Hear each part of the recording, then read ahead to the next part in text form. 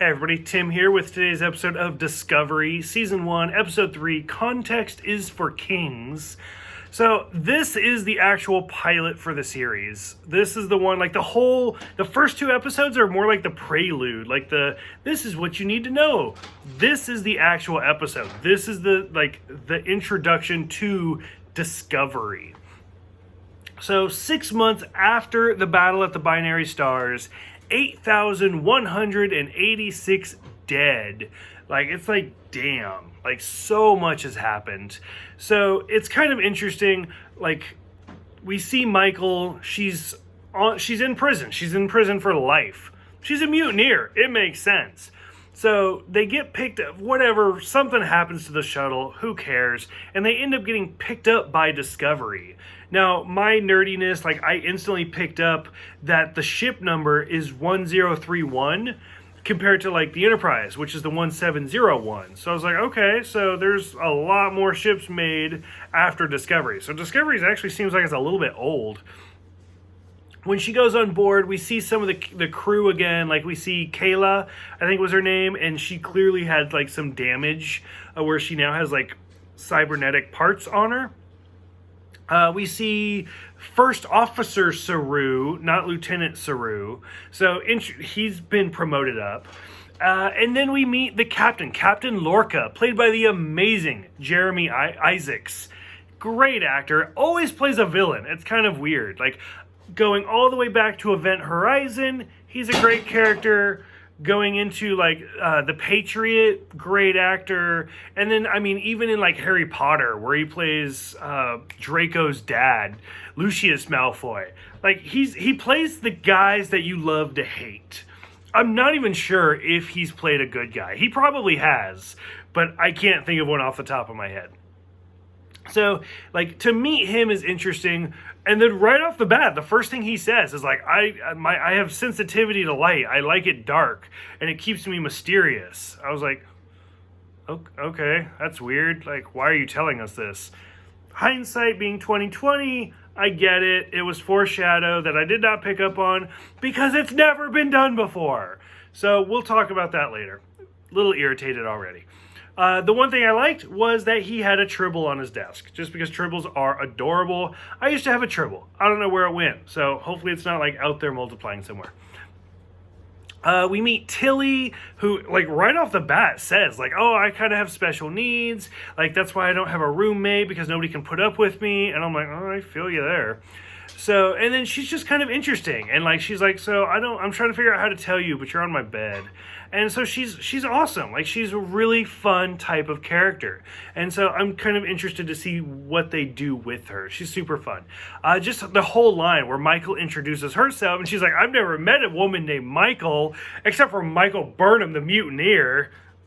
Well, now you done made shit awkward, Tilly. Thanks for that. Because she is Michael Burnham. We get the black alert, and the whole, it instantly becomes a horror movie, where Tilly's I'm not allowed to tell you what's going on, and rolls over so you can see her face and then Michael behind her, and Michael's just what the hell is going on this ship? And it's a bad horror movie. I don't understand what's going on. Burnham is assigned to engineering. She committed mutiny. She's not assigned to anywhere. She's assigned to life in prison.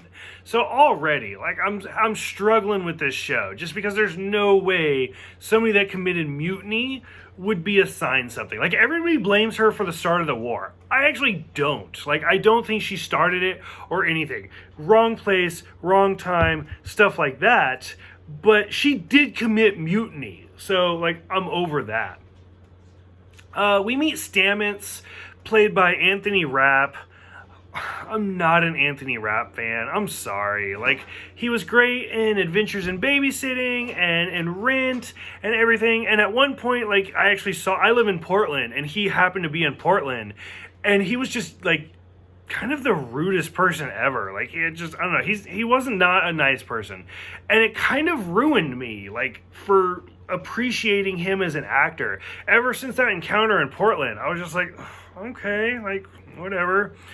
So I don't know. Like I'm a little jaded towards Anthony Rapp, and then he plays like this conceited asshole in this show, and so I was like, well, I mean, you're doing good. You're playing what you know, and so like the whole like him calling her a lurker, and I was like, is this supposed to be like creative like naming when this takes place, or is this just over the top? Like I wasn't really digging it.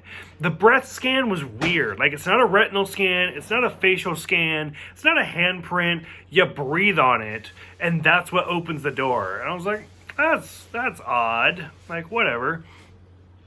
The whole scene I did really like, where Lorca is talking to Stamets and Saru and Michael, and he's like, Michael's going with you, and Stamets like, you can't do this, and then Saru's like, well, besides the mutiny, she is the smartest Starfleet member I've ever known, and he's like, that's weird, Stamets, he knows you, and I was like, damn, like, like shots fired. Like he did not hold back. So I was like, okay, I can appreciate that one.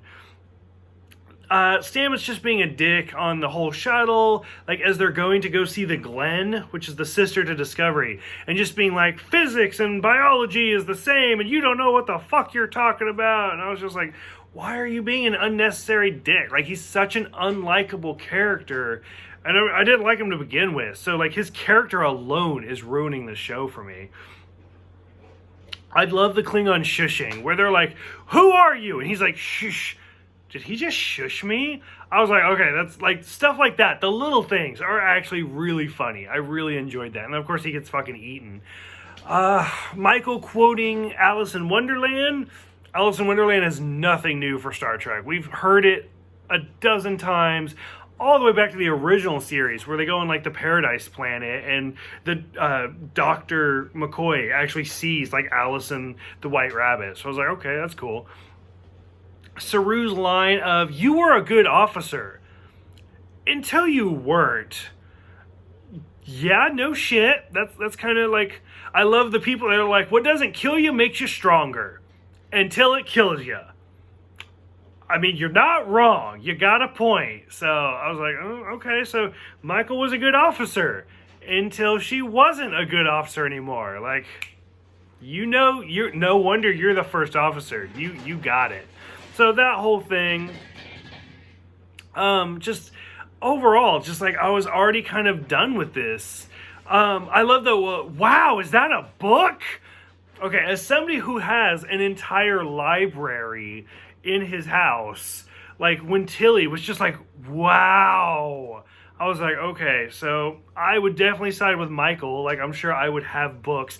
I've tried e-readers, and I've tried the other stuff, whatever, the Kindles. I don't know, I like holding a book. Even my comic books, like I enjoy holding physical books. I can do audiobooks, but I cannot do like a e-reader or a Kindle or anything like that. I have to hold it. And even the audiobooks are more like a necessary evil because I drive so much. So from there,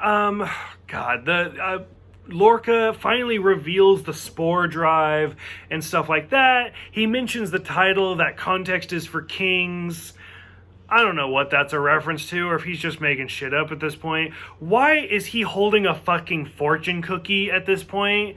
Again, like, I'm like, what's happening? Like, I don't even get what's happening at this point.